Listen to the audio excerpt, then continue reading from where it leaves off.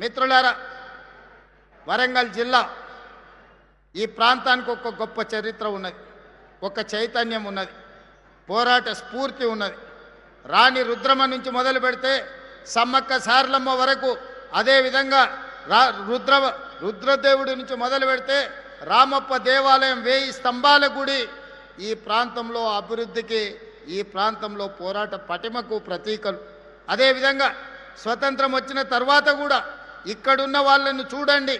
ఈ ప్రాంతం నుంచి ప్రాతినిధ్యం వహించిన వాళ్ళు ప్రొఫెసర్ జయశంకర్ గారు కావచ్చు, లేకపోతే దాశరథి గారు కావచ్చు, ఎంతోమంది ఈ ప్రాంతంలో ప్రజాప్రతినిధులుగా రాణించిన వాళ్ళే కాదు, ప్రజా జీవితంలో ప్రజల కోసం సర్వం ఒడ్డిన వాళ్ళ ప్రాంతం ఈ కాకతీయ సామ్రాజ్యం, ఈ ఓరుగల్లు కోట. ఈ ప్రాంతంలో ప్రజలకు చైతన్యం ఉన్నది, ప్రజలకు ఆలోచన ఉన్నది, ప్రజా సమస్యల కోసం పోరాడే శక్తి ఉన్నది.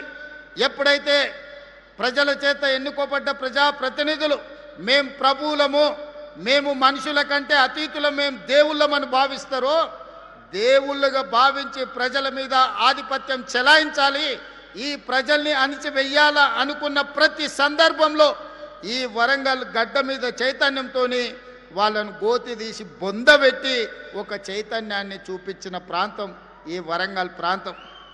ఆనాడు విర్రవీగిన వాళ్ళు, అధికారంలో ఉన్నప్పుడు పోలీసుల చేత దాడులు చేయించిన వాళ్ళు, చివరికి భార్యాభర్తలు మాట్లాడుకుంటుంటే టెలిఫోన్ సంభాషణలు విన్న వాళ్ళు, ఇక ఎప్పటికీ అధికారం మాదే, మమ్మల్ని ఓడించేవాడు లేడు అని విర్రవీగిన వాళ్ళను యశస్విని, ఒక చిన్న అమ్మాయి 50,000 ఓట్లతోని బండకేసి కొట్టింది. రాజకీయాలలో కొండ, కాకలు తీరిన బండ అన్నాడు. కానీ మీ ఆడబిడ్డ ఒక్క దెబ్బ కొడితే బండ పక్కన 2 ముక్కలు అయింది. ఇది ఈ ప్రాంతంలో ఉన్న చైతన్యం. ఈ గెలుపు నాదో యశస్వినిదో కాదు, ఈ గెలుపు మీది. మీలో ఉన్న చైతన్యం, మీలో ఉన్న భావ ఆవేశం ఈనాడు ఈ ప్రాంతంలో 12 సీట్లకు 10 సీట్లను గెలిపించి ఈరోజు ప్రజాపాలన ప్రభుత్వాన్ని ఏర్పాటు చేసింది. అదేవిధంగా